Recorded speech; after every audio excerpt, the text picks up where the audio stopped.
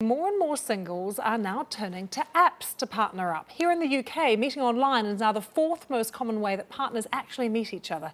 But it's not just online dating. As Katie Silver now reports, technology is changing our relationships for better and for worse. Hi guys, so I'm in Elephant and Castle at the moment. As a prolific vlogger, Osa uses technology to connect with people. Sometimes, hundreds of thousands of people see her videos. Yeah, so without further ado, I'll show you what the front is. But during her teenage years, the internet actually got in the way of her forming close relationships. This was because she was very often alone in her room, secretly addicted to online pornography. When you become desensitized to porn, the first time you see it, you're shocked, and then the more you watch it, the more you keep on looking for harder porn and more shocking porn. And the internet provided it, making it more accessible and easier to keep secret than magazines. Osa isn't alone. In a recent study in the UK, a quarter of young people said the ease of access to online porn has negatively affected their relationships.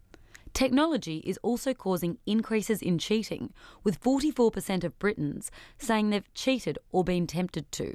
That's because it provides new opportunities to meet people, and inhibitions can be reduced when we're behind a screen.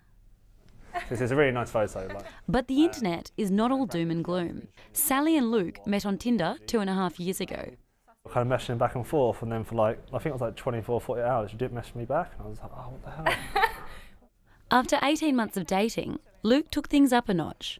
And then I kind of got on one knee and said, will you marry me? So it's nice, it was in the flat, it was in the comfort of our own place, so it was really nice. I cried a lot. So did I. Following the popularity of Tinder, hundreds of apps have been invented, and they're more and more nuanced. Nowadays, there are apps for people who like bacon, eating salads, or playing with dogs. There's even an app which matches people based on what they don't like. Michael Krayenberg invented an app that you have to apply to be a part of because, they say, it's only for ambitious and attractive people. Michael says not all apps are the same. Research found that more relationship-focused dating apps made it easier to find a good date than the more gamified dating apps, because people more see it as a game and are more flaky with using these apps. Inner Circle has been so successful that they have a baby wall in their offices. But while the pitter-patter of tiny feet isn't what Luke and Sally are planning right now, they hope to one day follow suit, with wedding bells on the way. Katie Silver, BBC News.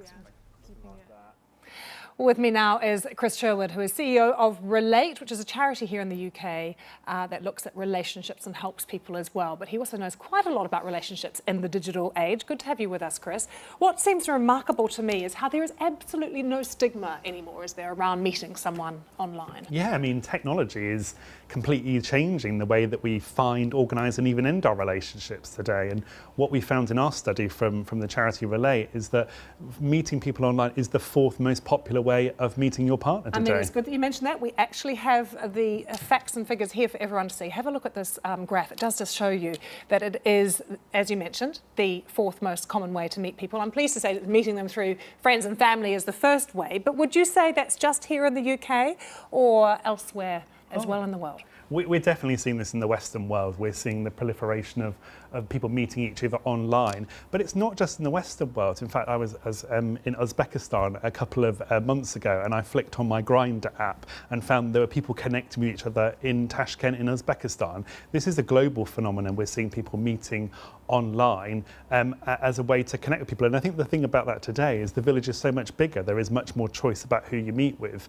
But the old-fashioned ways of meeting people through work or with your friends continue to be the main way of meeting people. So it's interesting that you raise Grindr and Gaydar and things as well. Do you think those apps have made a real difference for people who live in countries that are not so tolerant about homosexuality or people being open about homosexuality? Absolutely, and I don't think it's just for young gay people being able to meet. I think it's young people more generally being able to meet online and meet outside their family circle. But certainly we've seen the benefits of technology with young gay men and young lesbians being able to meet in countries where their sexuality may be an issue in that society. So there are benefits there as well. And that's the thing about technology. It has brought benefits to our relationships, but it's also brought some negative aspects as well. Let's talk about those. I mean, it can be quite alarming when you go to a restaurant around, and actually there are not sort of couples gazing into each other's eyes, they're gazing into their cell phones. Yeah, and there was a study by Essex University in 2012 which found just actually having the mobile phone in the room could actually impact on intimacy as people were looking to see what happens. I mean, we are living in a culture where we're almost dependent on our mobile phones. Half of teenagers in the UK say they take their smartphone to the bathroom with them. And in the US, 9% of people said they actually check their smartphone whilst having sex. So they are an important part of our lives, and maybe talking with your partner about whether you should switch them off to enjoy that connection with somebody that comes in the real world. And the concern that Katie raised in her piece as well when she talked to that young woman who was addicted to online porn. You must be seeing some of the effects of that too, the influence that online pornography has on people's lives and relationships. Oh yeah, I mean we work with 1.5 million people across the UK, and it won't surprise you to know that technology and problems around technology is a really big feature of what we see in the counselling room, and there are issues around online pornography. I mean, pornography can play a positive aspect in someone's relationship, but we do get concerned when we see non-consensual porn being used, and that's a real issue as well.